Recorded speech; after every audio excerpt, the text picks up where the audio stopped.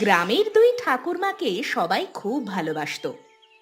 অন্নপূর্ণা ঠাকুরমার হাতের রান্না খুব ভালো ছিল, আর বাসন্তী ঠাকুমা ছিল গাছ লাগানোয় পটু। ইরে অন্নপূর্ণা, তোর রান্না করা হলো? সকাল থেকে তো দেখছি শুধু রান্নাই করে যাচ্ছিস। আর তুই যে সকাল থেকে শুধু গাছই লাগাচ্ছিস আর গাছের গোড়ায় জল দিচ্ছিস, শুধু আমার রান্নাটাই দেখতে পাস বল? দুজনে দুটো জিনিস নিয়ে আছি বলে তো এই বুড়ো বয়সে মনটা ভালো আছে। আর তাছাড়া গ্রামের মানুষেরাও ভালোবাসে এই জন্যই। কিন্তু এত দুপুর হয়ে গেল, এখনো তো গুড্ডু এলো না। আমি এসে গেছি ঠাকুমা, এসে গেছি। ওরে দুরন্ত ছেলেটা, তুই যে কবে শান্ত হবি রে? আমি শান্ত হব না। ও ঠাকুমা, তুমি কি গাছ লাগাচ্ছ গো? ঠাকুমা, রান্না কখন হবে? আজকে কি রান্না হচ্ছে? আজ ভাত ডাল হচ্ছে বাবা। গরিব মানুষ, আর কি হবে বল? তোর জন্যই অপেক্ষা করছিলাম। আমার হয়ে এসেছে প্রায়, একসাথে খেতে বসবো সবাই। ও, তোমার হাতে তো সাধারণ ডাল ভাত অমৃত হয়ে ওঠে।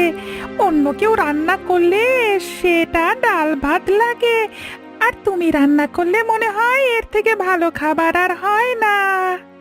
ঠিক আছে ঠিক আছে, এই বুড়ির নামে আর বেশি প্রশংসা করতে হবে না। আর তুমি কি গাছ লাগাচ্ছ বললে না তা? এই যে বর্ষার সময় ভালো দুপাটি ফুল হয়, ফুল ফুটলে দেখবি খুব সুন্দর হবে দেখতে। এগুলো কি তোমার এইসব ফুলের গাছ? না রে বাবা, এর মধ্যে অনেক বড় বড় গাছও আছে। এরা যখন বড় হবে তখন হয়তো আমরা থাকবো না, কিন্তু তোদেরকে ছায়া দেবে। পরিবেশকে বাঁচাতে গেলে গাছ তো লাগাতেই হবে বল। দেখেছিস তোর বাসন্তী ঠাকুমা কত পরিবেশের নজর রাখে। গ্রামের সবাই বলে যে বাসন্তী ঠাকুমা না থাকলে এতদিন গ্রাম শ্মশান হয়ে যেত শুকিয়ে। তুমি আছো, সেই জন্যই তো গ্রাম এত সবুজে সবুজে ভরে আছে। আর তাই সবাই তোমার খুব প্রশংসা করে। ঠিক আছে ঠিক আছে, তুই চান করে আয় তাড়াতাড়ি, আমরা সবাই খেতে বসবো। খুব খিদে পেয়েছে আমাদের। হ্যাঁ, আর দেরি করিস না, তুই দৌড়া।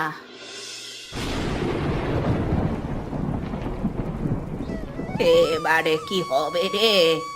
আমার তো খুব চিন্তা হচ্ছে আকাশের অবস্থা দেখে। তাই তো দেখছি, এমন বৃষ্টি তো বহু বছর হয়নি। আমাদের ঘরের যা অবস্থা, তাতে থাকবে তো? আর যদি না থাকে তাহলে আমরা কোথায় যাব? এমনিতেই এমন ঘরের অবস্থা, তার উপরে গ্রামের সব থেকে নিচু জমিতে আমাদের ঘর। এবারে আর মনে হয় বাঁচাতে পারবো না। এমন কথা বলিস না রে বাসন্তী, আমরা কি শেষ পর্যন্ত এই বুড়ো বয়সে জলে ডুবে মরবো? আর তাছাড়া আমরা তো কোনোদিন কারোর কোনো ক্ষতি করিনি, আমাদের সাথে কি এমন খারাপ কাজ হবে? সাহস রাখ, যত যাই আসুক আমাদের শক্ত থাকতেই হবে, হাল ছাড়লে হবে না। দেখেছিস কেমন জল আসছে? আমার তো ভয়ে প্রাণ শুকিয়ে যাচ্ছে। ওই দেখ, ঘরের ওই দিকটা কেমন ভেঙে পড়ছে। ওরে বাবা, কিছু একটা করতেই হবে আমাদের। ভাগ্যিস ভাগ্যিস গুড্ডুটা আমাদের এত আপন হলেও আমাদের নিজের কেউ নয়। অন্তত পাড়ার ছেলে বলে ওদের নিজস্ব একটা ঘর আছে। সাবধান, ওই দেখ একটা কাঠ ভেসে আসছে, ওটাকে ভালো করে ধর আর সাঁতার কাটতে থাক। ওরে, চিন্তা নেই চিন্তা নেই, দুজনে মিলে ঠিক সাঁতরে পার হয়ে যাব। এইটুকু জায়গা যে করে হোক পার করলেই গ্রামবাসীদের মধ্যে পৌঁছাতে পারবো। হ্যাঁ, আর ওরা আমাদের এত ভালোবাসে, নিশ্চয়ই আমাদের সাহায্য করবে, আমাদেরকে নিশ্চয়ই আশ্রয় দেবে। চল চল, বাকি শক্তি জোগাড় করে যা হোক করে হোক পৌঁছাতেই হবে আমাদের গ্রাম পর্যন্ত।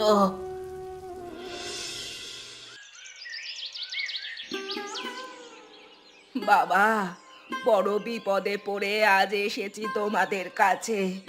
এতদিন তো তোমাদের গ্রামে থেকেছি, কোনোদিন কিচ্ছু চাইনি। আজ আমাদের একটু আশ্রয় দেবে? বাবা, এতদিন আমরা রান্না করে আর গাছ লাগিয়ে এই গ্রামকে এবং গ্রামের মানুষদেরকে ভালোবাসা দিয়েছি, কিন্তু আজ এই বৃষ্টির মধ্যে আমাদের নিচু জমির ঘর ভেঙে জলে ভেসে গেছে। আর আমরা কোনো রকমে এই বুড়ো বয়সে খাবি খেতে খেতে তোমাদের কাছে এসেছি। আমাদের একটু আশ্রয় দেবে বাবা? আমরা যে সব কিছু হারিয়েছি। দেখো দেখো, আমরা সবাইকে এখন ছেলে খেলা করছি নাকি? তোমরা দেখতে পাচ্ছ না আমরা এখন সবাই বিপদের মধ্যে আছি? আরে তোমাদেরকে থাকতে দিলে আমরা যাব কোথায়? নাকি তোমাদেরকে থাকতে দিয়ে আমরা মানে বউ বাচ্চা নিয়ে তোমাদের মতো ভেসে বেড়াবো কি গো? যাও যাও, অন্য কোথাও গিয়ে ভিক্ষে যাও, অন্য জায়গায় যাও তো এখান থেকে। এখানে কোনো আশ্রয় হবে না সব। আমরা তো ভেবেছিলাম তোমরা আমাদের এত ভালোবাসো, আমাদের সম্বন্ধে এত ভালো ভালো কথা বলো, তোমরা আমাদের আশ্রয় দেবে। আর তোমরা কিনা এই বিপদের সময় এমন উদাসীন আর অবজ্ঞা করছো আমাদের। তোমরা কি বুঝতে পারছো না যে আমরা এই শরীরে আর কিছু করতে পারবো না? তোমরা কি চাও আমরা কি এভাবেই মরে যাই? দেখো, এরকম বর্ষা বাদলের দিন আসলে গ্রামে অনেক লোক মরে। আর তাছাড়া তোমাদের যথেষ্ট বয়স হয়ে গেছে, এই বয়সে এত বেঁচে থাকবার শখ কেন? যা যা, দূর হয়ে যা। চল বাসন্তী, এখানে আমাদের কেউ আশ্রয় দেবে না। আর পারছি না রে, মানুষ যে অসহায় মানুষের সাথে এমন স্বার্থপরতা করতে পারে সেটা আজ বিপদে পড়েই জানতে পারলাম। সত্যি কথা, মানুষ হচ্ছে পশুর জাত, না হলে ওদের মা ঠাকুমার বয়সী দুজনকে এইভাবে ফেলে দিতে পারে? স্বার্থ ফুরালেই ওদের কাছে সবাই পর হয়ে যায়। এখন ওরা বুঝে গেছে যে আমাদের ঘর ভেঙে গেছে আর আমাদের সব গাছ ভেসে গেছে, তাই আমরা আর ওদের গ্রামে কেউ বাঁচাতে পারবো না, আর ওদেরকে খাইয়েও আনন্দ দিতে পারবো না। আর কত দূর আর যে হাঁটতে পারছি না, আর মনে হচ্ছে চলতে পারবো না, এখানেই পড়ে যাব। না, আমাদের সাহস রাখতেই হবে। এখানে যদি এভাবে পড়ে যাই কেউ আমাদের বাঁচাতে আসবে না, আমরা এখানেই পড়ে মরবো। তোমরা কারা ঠাকুমা? বিপদের সময় এরকম ভাবে রাস্তা দিয়ে হাঁটছো কেন? দেখে তো মনে হচ্ছে তোমরা খুব ক্লান্ত, অসুস্থ। বাবা, তুমি কে বাবা? আমাদের দিকে তো কেউ মুখ তুলে চাইলো না, তুমি আমাদের কথা খোঁজ নিচ্ছ হঠাৎ? কি বলছো?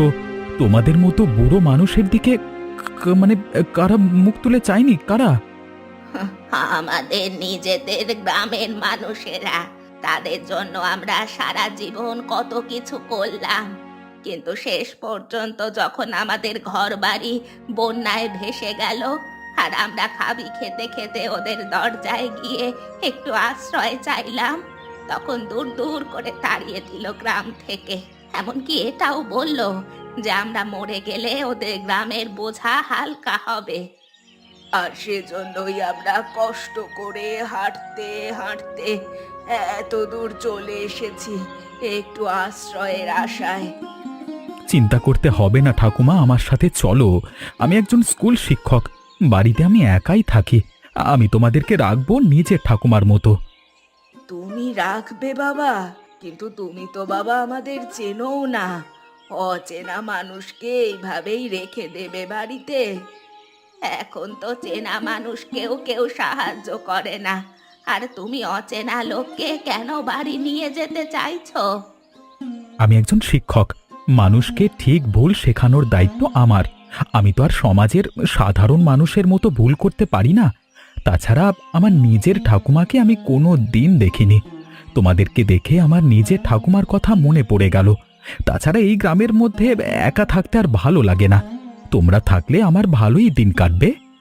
ধন্যবাদ বাবা, তোমার সাহায্য আমরা সারা জীবন মনে রাখবো। এবার তোমরা বলো তো তোমাদের সাথে ঠিক কি হয়েছিল? সব কথা তো তোমাদের বললাম বাবা। বিপদের সময় কেউ আমাদের পাশে দাঁড়ালো না। তবে তোমার এই বাড়িটা বেশ ভালো, আমাদের বেশ পছন্দ হয়েছে। দেখো ঠাকুমা, এরকম কথা একদম বলো না। আমি তো বলেছি আমি তোমাদেরকে ভালো মানিয়ে এখানে নিয়ে এসেছি তোমাদের সেবা করবার জন্য। আর আমি তোমাদের নিজের ছেলের মতো, এখানে তোমরা বিশ্রাম নেবে এবং আনন্দে থাকবে। হ্যাঁ, আর সত্যি তোমাদের দেখে বুঝতে পারছি যে আজকালের সমাজে ভালো কাজের কোনো দাম নেই। তবে একটু খারাপ লাগছে, হয়তো আমরা এসে তোমাদের ব্যাঘাত ঘটিয়ে দিলাম। হ্যাঁ সত্যি, আমাদের সাথে হয়তো তোমার রাস্তায় না দেখা হলেই ভালো হতো।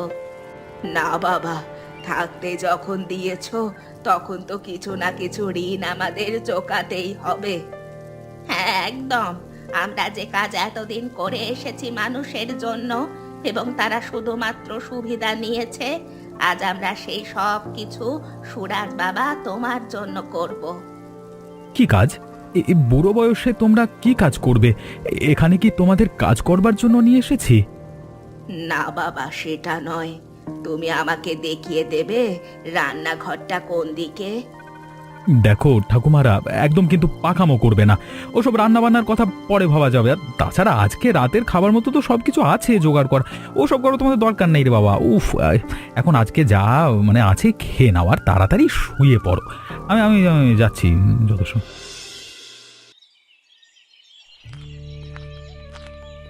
দাঁড়াও বাবা, আমি জানি তোমার আর দেরি হয়ে গেছে। আসলে এই বুড়িদের পিছনে এত খাটাখাটনি করলে কাজে তো যেতে দেরি হবেই। এই নাও, তোমার দুপুরের খাবার নিয়ে যাও। এ কি, তুমি এত ভোরবেলায় উঠে রান্না করছো? আমি ঠিক এই ভয়টাই পেয়েছিলাম বলেই তোমাকে রান্নাঘরটা দেখাইনি, বুঝলে? ওই কথায় আছে না বাবা, কুলো মরে গেলেও ধান ভাঙবে। সারা জীবন আমি রান্না করেই এসেছি, রান্না ছাড়া তো আমি আর কিচ্ছু জানি না। তাই রান্নার জিনিসপত্র থাকুক আর নাই থাকুক, রান্নাঘর থাকুক আর না থাকুক, আমি সব কিছু চিনে নিতে পারি। আর তার মধ্যে থেকেই যতটুকু সম্ভব ভালো রান্না করার চেষ্টা করি। উফ, এর ভেতর থেকে তো দুর্দান্ত সুগন্ধ বেরোচ্ছে। আমার এখনই খেয়ে নিতে ইচ্ছা করছে। নিশ্চয়ই তোমাদের গ্রামে তোমার হাতের রান্নার খুব খ্যাতি ছিল, তাই না? হ্যাঁ, ছিলই তো বাবা। যখন যে আবদার করতো তখন তাকেই খাওয়াতাম, কোনোদিন কাউকে না করিনি। আর সেই জন্যই সবাই প্রশংসা করত। আর তখন ভাবতাম হয়তো আমাকে বা আমাদের ভালোবাসে, তাই ওরা অমন কথা বলছে। কিন্তু তখন তো বুঝিনি যে ওরা শুধুমাত্র স্বার্থের জন্য আমাদের সম্বন্ধে ভালো কথা বলছে। ঠিক আছে বাবা, আর তোমার সাথে বক বক করে তোমার দেরি করাবো না, তুমি তোমার কাজে যাও। ঠিক আছে ঠাকুমা, আমি পড়িয়ে এসে স্কুল থেকে তারপর কথা বলছি। ভেবেছিলাম হাল ছেড়েই দেব, কিন্তু অবশেষে সত্যি একটা উপায় পাওয়া গেল বেঁচে থাকার। বলেছিলাম তো, হাল ছাড়লে হবে না, নিজেদের শক্ত রাখতেই হবে যে করেই হোক। দেখেছিস তো, পৃথিবীতে এখনো ভালো মানুষ বেঁচে আছে। ঠাকুমা, তোমরা কারা? তোমরা কি এখানে নতুন এসেছো? মা, তুমি কি এই গ্রামে? হ্যাঁ, আমার তো এই কিছুটা দূরেই বাড়ি, কিন্তু তোমাদের তো কখনো এই গ্রামে দেখিনি। আমি মানে আমরা এই সুরাজদের বাড়িতে এসেছি। আসলে আমাদের নিজেদের তো কেউ নেই, গ্রামের লোকেরা আমাদের তাড়িয়ে দিয়েছে।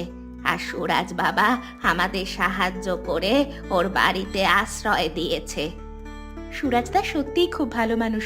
একটা সময় ছিল যখন উনি আমাকে পড়াশোনায় সাহায্য করতেন। নিজের খুব পড়াশোনায় ভালো, আমি তো ওর জন্যই পাশ করতে পেরেছি।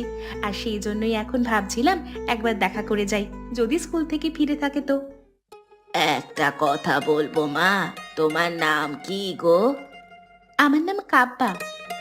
তোমাকে তো দেখে খুব ভালো মনে হচ্ছে মা, দেখতে শুনতেও তুমি খুব সুন্দর।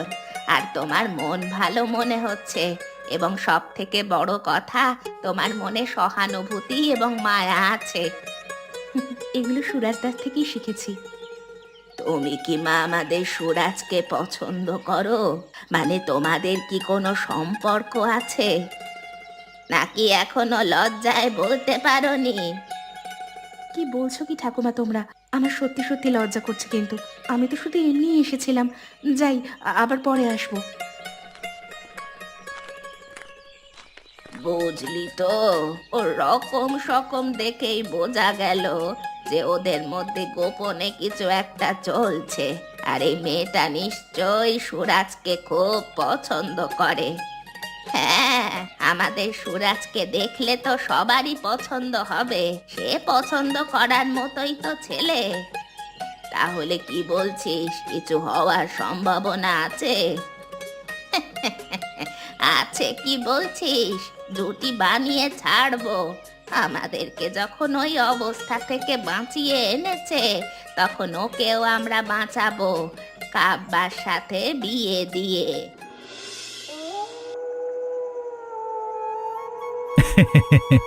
আজ ঠাকুমা তোমার হাতে রান্না খেয়ে মনে হচ্ছিল সত্যি অমৃত খাচ্ছি। আমি জীবনে তো এমন ভালো রান্না কোনোদিন খাইনি, তাই এখন যখন রান্না করেছো রাতে আমার খিদে দ্বিগুণ হয়ে গেছে। থাক থাক, এখন আমার কথা বলতে হবে না। এখন আমরা যেটা জিজ্ঞাসা করছি সেটা বল। হ্যাঁ, আমরা যা বলবো তার কিন্তু সঠিক সঠিক উত্তর দিতে হবে, না হলে কিন্তু আমরা আর বাড়িতে থাকবো না তোমার। কি কথা ঠাকুমা, কিছু হয়েছে নাকি? তুমি আমাকে সত্যি করে বলো তো, ওই কাব্বা মেয়েটাকে তোমার কেমন লাগে? আমাদের কিন্তু বেশ পছন্দই হয়েছে, যদিও খুব বেশিক্ষণ পরিচয় হয়নি। তোমার কথা বলতেই লজ্জা পেয়ে পালিয়ে গেছে। এ কি, তোমরা ওর সাথে কথা বলছো নাকি? হ্যাঁ, ও তোমাকে খুঁজতে এসেছিল, কিন্তু আমাদের মতো দুটো বুড়ো মানুষকে দেখে পালিয়ে গেছে লজ্জায়। এখন বলো তো, তুমি ওকে কি পছন্দ করো? ও কিন্তু তোমাকে পছন্দ করে, সেটা আমরা ভালোই বুঝতে পেরেছি। ঠাকুমা, ও খুব ভালো মেয়ে, আমি ওকে পড়াতাম। ওর মেধা দারুণ, ওর খুব উন্নতি হবে জীবনে, তুমি দেখে নিও। আমরা সেটা জানতে চাইছি না, আমরা জানতে চাইছি যে তুমি কি ওকে ভালোবাসো। হ্যাঁ মানে হ্যাঁ আর কি। বুঝে গেছি বুঝে গেছি, থাক, আর বলতে হবে না। তুমি যে ওর ভালোবাসায় হাবুডুবু খাচ্ছ, সেটা তোমাকে দেখেই বোঝা যাচ্ছে। নাও, এখন তোমার অন্নপূর্ণা ঠাকুরমার হাতের বানানো ডালে হাবুডুবু খাও। হ্যাঁ, বাকি জীবন তোমাকে এমনিতেই কাব্বা হাবুডুবু খাওয়াবে, তাই এখন এই বুড়ি ঠাকুরমাদের কথা একটু হাবুডুবু খেয়ে নাও। আসলে তোমরা যেটা বলছো সেটা তো আমরাও চাই, কিন্তু আমার তো কেউ নেই শুধু তোমরা ছাড়া, তাই মানে আর কাকে দরকার তোমার? আমারই বা আর কি আছে? আর তাছাড়া এই সব কিছু দেখে তো আমার সম্বন্ধটা করিনি। সম্বন্ধটা করেছিলাম তুমি আমাকে দেখে এবং আমি তোমাকে দেখে। আহা, তোরা চিন্তা করছিস কেন? আরে এ গ্রামের আমি প্রধান, আর আমি সিদ্ধান্ত নিচ্ছি রে, তোদের বিয়ের আয়োজন আমি করব। আর তাই তোরা কোনো চিন্তা করিস না, ঠিক আছে? বাবা বাবা, প্রধান সাহেব যখন বলে দিয়েছেন তখন তো আর কোনো কথাই নেই।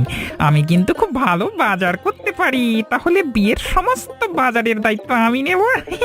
পয়সা মারা যাবে। তবে রান্না বান্নার দায়িত্ব অন্য কাউকে দেওয়া যাবে না। রান্না কিন্তু আমাদের অন্নপূর্ণা করবে। অন্য কেউ রান্না করতে আসলে তাকে মেরে ভূত ভাগিয়ে দেব, আর এই গ্রামে সবাইকে খাওয়ানো হবে। কিন্তু কিন্তু এত টাকা কোথা দিয়ে পাবো? আমি স্কুল মাস্টারি করে যা সামান্য টাকা পাই তা আজকে মানে এত আয়োজন হবে না, এই কি মাথার উপর দিয়ে উঠে যাবে তো? ওফ মাস্টার, তুই আবার চিন্তা করছিস এত? এই গ্রামের শিক্ষকতা করে গ্রামের অনেক উন্নতি করেছিস তুই। আরে আর আমরা এই সামান্য আয়োজনটুকু করতে পারবো না? আমার কাছে কি পয়সা নেই নাকি? বড় লোক বড় লোক। এই সবাই মিলে একটা বিয়ের দিন তাহলে ওর একটা ঠিক করে ফেলা হোক। হ্যাঁ, আর দেরি করা যাবে না, তাই না? ইয়ে মানে হ্যাঁ। হ্যাঁ, চলো চলো, সবাই মিলে ঠিক করা হোক। আমার বিয়েতে কেউ যেন লজ্জা করে খেও না। আরে তোমাদের এই মধ্যবিত্ত সাধারণ মাস্টারমশাই এত কাণ্ড করতে পারিনি। আরে করেছেন আমাদের গ্রামের প্রধান সাহেব এবং বাকি সবাই মিলে। তবে রান্না করেছে আমাদের অন্নপূর্ণা ঠাকুরমা। অপূর্ব রান্না, এত বড় আয়োজনটা হলো সেই জন্যই তো মানে আমরা এত সুন্দর রান্নাটার আনন্দ নিতে পারছি। খুব ভালো লাগছে আমাদের, তাই না? আসলে আমারও ইচ্ছে ছিল গ্রামের সবাইকে আমার তরফ থেকে একটা ভোজ খাওয়ানোর। সুরজের বিয়ে উপলক্ষে দুটো কাজ একসাথে মিটে যাচ্ছে, তাই না? এরকমই তো হয়। এখন তোমরা বলো তো দেখি আমার বাজার হাট করা কেমন ছিল? খুব ভালো, খুব ভালো। আমরা সবাই ওদেরকে আশীর্বাদ করব যেন ওরা সুখে শান্তিতে ঘর করতে পারে। তোমাদের সবার আশীর্বাদ আমাদের দরকার। আমি চাইবো আমাদেরকে যেভাবে গ্রাম থেকে তাড়িয়ে দেওয়া হয়েছে সেরকম ভাবে যেন কারো সাথে আর সেরকম না হয়। আর তোমরা সেইভাবেই এই গ্রামের মানুষদেরকে শিক্ষিত করবে। আমাদের সবাইকে এগিয়ে আসতে হবে তার জন্য। আর আজকের ভোজের পর আমরা নতুন জীবন শুরু করতে চলেছি এবং আমরা শুধু একটা পরিবার নই, এই কটা গ্রামকে নিয়ে একসাথে চলবো এখন থেকে। চলো চলো, সবাই খেয়ে নেওয়া যাক, আনন্দ করে পরে কথা হবে এ বিষয়ে। চলো। আজকাল মনে হয় ঠাকুমার হাতের রান্না না হলে আমাদের দিন কাটে না, মানে আমার তো বিশেষ করে। সত্যি ঠাকুমার থেকে আমি রান্না শিখবো, কিন্তু এত সুন্দর রান্না আমি কোনোদিন বানাতে পারবো না। কেন পারবে না? চেষ্টা করলে অবশ্যই পারবে। কি হয়েছে কাকা, এরকম হাঁপাচ্ছ কেন তুমি? হ্যাঁ, এই পাশের গ্রাম আর নেই রে। হ্যাঁ, আর নেই মানে? আরে আমাদের গ্রামে আমরা কিছুই বুঝতে পারিনি। হ্যাঁ, কিন্তু ওদের গ্রামে জলে ডুবে গেছে। এই সব মানুষগুলো ভয়ানক বিপদের মধ্যে আছে তো। ওই বাবা, এই দেখে এলাম। আরে ওটা তো আমাদের গ্রাম। তার মানে ওরাই তোমাদের দূর দূর করে তাড়িয়ে দিয়েছিল। এখন তাহলে উচিত শিক্ষা হচ্ছে। তাহলে আমাদের কি কিছু করা উচিত? হ্যাঁ, আমরা করব। চলো সবাই, আমরা ওদের পাশে থাকবো। হ্যাঁ, ওরা আমাদের ফেলে দিলেও আমরা কোনোদিন ওদের ফেলে দিতে পারবো না। কিন্তু তোমাদেরকে এত অপমান করার পরেও তোমরা ওদের পাশে থাকবে বলছো? হ্যাঁ থাকবো, কারণ ওরা না হলে আমরা এমন দুটো ভালো মানুষকে আমাদের কাছে পেতাম না। আমরা কোনো দিন আমাদের ঠাকুমাদেরকে ওদের কাছে ফিরিয়ে দেব না, কিন্তু ওদেরকে বিপদ থেকে উদ্ধার করে শিখিয়ে দেব যে মানুষ কতটা মহৎ হতে পারে। আর ঠাকুমায়েরা সেটারই উদাহরণ। এই গ্রামে আমরা চারিপাশে বড় বড় গাছ লাগাবো, যাতে বন্যা এলেও এই গ্রাম আর ভেসে না যায়। আর এই গ্রামের মানুষেরা যাতে আমাদের মতো আর কষ্ট না পায়, তার জন্য কোথাও কোনো নিচু জমি থাকবে না। তবে এখন আমাদের সবাইকে যাওয়া উচিত ওদের সাহায্যের জন্য। হ্যাঁ হ্যাঁ, চলো চলো সবাই একসাথে যাওয়া যাক। গ্রামের মানুষদেরকে কেউ ডেকে নাও কাকা, এটাই হচ্ছে আদর্শ সময়, সবাই হাতে হাত রেখে কাঁধে কাঁধ মিলিয়ে লোকের সাহায্য করবার। সুযোগ সবার আসে, কিন্তু প্রতিশোধ নেওয়ার মধ্যে আসল সুখ নেই, বরং ক্ষমা করে তাকে শিক্ষা দেওয়ার মধ্যে আছে আসল সততা এবং মানবিকতা। আচ্ছা, তোমরা বলতে পারবে যে আমি সব থেকে কোন কাজটা ভালো পারতাম? উত্তরটা কিন্তু তোমরা কমেন্ট করে জানিও। আর আমাদের গল্পটা কেমন লাগলো অবশ্যই জানিও, এবং বন্ধুদের সাথে শেয়ার করুন, এবং সাবস্ক্রাইব করতে ভুলবেন না যেন।